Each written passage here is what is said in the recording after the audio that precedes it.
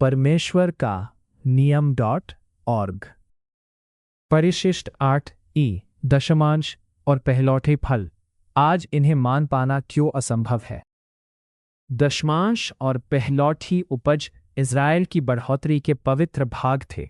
भूमि से, व्यवस्था विवरण 14, 22 और मवेशियों के झुंड से, लेव्य व्यवस्था 27, 32, जिन्हें परमेश्वर ने आदेश दिया था कि उन्हें उसके पवित्र स्थान में, उसकी वेदी के सामने और उसके लेवीय याजकों के हाथों में प्रस्तुत किया जाए।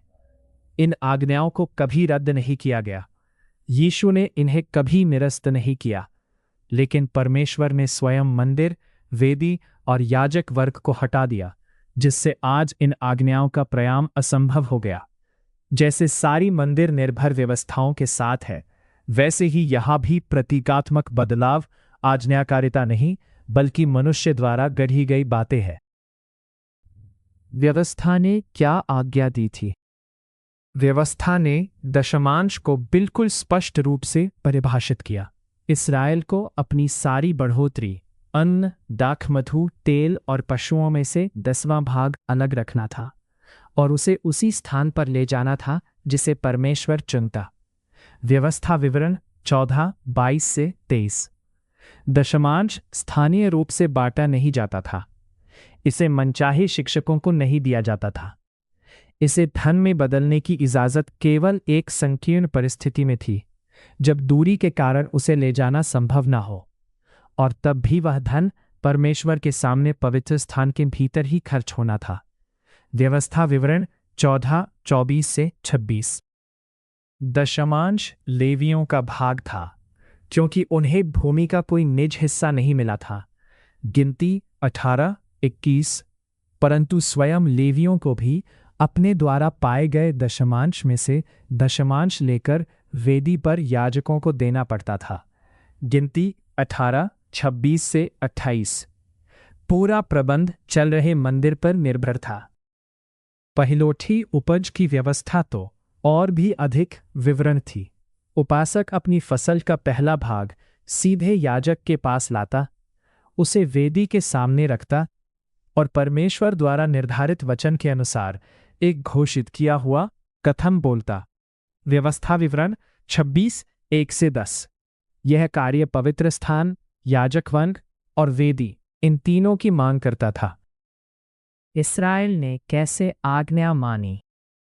इस्राएल ने इन व्यवस्थाओं का पालन केवल उसी तरीके से किया जिसमें सच्ची आज्ञाकारिता संभव थी।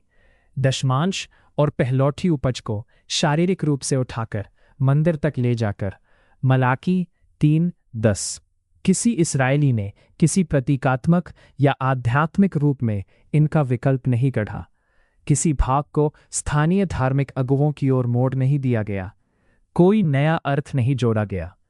उपासना का अर्थ था आज्ञा मानना, और आज्ञा मानना ठीक वही करना था जो परमेश्वर ने कहा था। तीसरे वर्ष का दशमांश भी लेवियों पर ही निर्भर करता था, क्योंकि परमेश्वर के सामने वही इस दशमांश को ग्रहण करने और बांटने के उत्तरदायी थे, सामान्य व्यक्तियां नहीं। व्यवस्था विवरण 14, 27 से 29। हर स्तर पर दशमांश और पहलौठी उपज उसी प्रणाली के भीतर अस्तित्व में थे जिसे परमेश्वर ने स्थापित किया था। मंदिर, वेदी, लेवी, याजक, धार्मिक शुद्धता। आज आज्ञा मानना क्यों असंभव है? आज मंदिर नहीं है, वेदी नहीं है, लेवीय याजक वर्ग सेवा नहीं कर रहा। पवित्र स्थान के बिना शुद्धता की प्रणाली काम नहीं कर सकती। इन परमेश्वर दी हुई संरचनाओं के बिना कोई भी दशमांश या पहिलौठी उपज की व्यवस्था नहीं निभा सकता। परमेश्वर ने स्वयं पहले से कह दिया था कि इस्राएल लंबे समय तक राजा या प्रधान, बलिदान या खंभे, एफोद या घर के देवताओं के बिना रहेगा। होशे 3, 4। जब उसने मंदिर को हटाया, तब उसने उन सभी व्यवस्थाओं को मानने की सामर्थ्य भी हटा दी।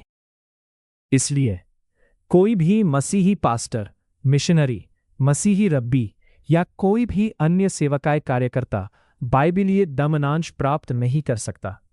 कोई मंडली पहलौठी उपज एकत्र नहीं कर सकती। कोई भी प्रतीकात्मक दान इन व्यवस्थाओं को पूरा नहीं करता। व्यवस्था ही आज्ञाकारिता को परिभाषित करती है और उसके अलावा कुछ भी आज्ञाकारिता नहीं है। उदारता उत्साहित की जाती है, पर वह दशमांश नहीं है। मंदिर के हट जाने से परमेश्वर का दया करने का बुलावा नहीं हट गया।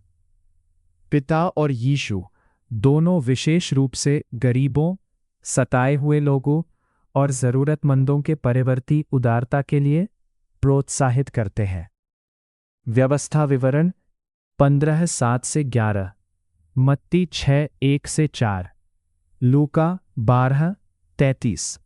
स्वेच्छा से देना अच्छा है। किसी कलीसिया या किसी भी सेवकाई की आर्थिक सहायता करना मना नहीं है। धर्मी कार्यों का समर्थन करना सराहनीय है, परंतु उदारता दशमांश नहीं है। दशमांश में आवश्यक था एक निश्चित प्रतिशत, निश्चित वस्तुएं, कृषि से प्राप्त बढ़ोतरी और पशु, एक निश्चित स्थान, पवित्र स्थान या मंदिर, एक निश्चित प्राप्तकर्ता, लेवी और याजक, धार्मिक शुद्धता की दशा। आज इनमें से एक भी बात अस्तित्व में नहीं है। दूसरी ओर उदारता, उसके लिए परमेश्वर ने कोई प्रतिशत निर्धारित नहीं किया है। उसका मंदिर की व्यवस्थाओं से कोई सीधा संबंध नहीं है। वह विधि के रूप में आज्ञा नहीं, बल्कि स्वैच्छिक है। वह दया की अभिव्यक्ति है, दशमांश या पहलौठी उपज का स्थानापन्न नहीं। आज यह सिखाना कि किसी विश्वासी को जरूर 10% देना चाहिए, शास्त्र में जोड़ना है। परमेश्वर की व्यवस्था किसी भी अबुए, न पुराने समय के न आज के, को यह अधिकार नहीं देती कि वह दशमांश की जगह कोई नया अनिवार्य दान प्रणाली गढ़े। यीशु ने कभी ऐसा नहीं सिखाया। भविष्यद्वक्ताओं ने कभी ऐसा नहीं सिखाया। प्रेरितों ने कभी ऐसा नहीं सिखाया। गढ़ा हुआ दशमांश आज्ञाकारिता नहीं, बल्कि अवज्ञा है। कुछ लोग आज वित्तीय दान को आधुनिक दशमांश में बदलने की कोशिश करते हैं, यह दावा करते हुए कि जब भी मंदिर की व्यवस्था ना रहे, उद्देश्य वही बना रहता है। पर यह वही प्रतीकात्मक आज्ञाकारिता है जिसे परमेश्वर अस्वीकार करता है।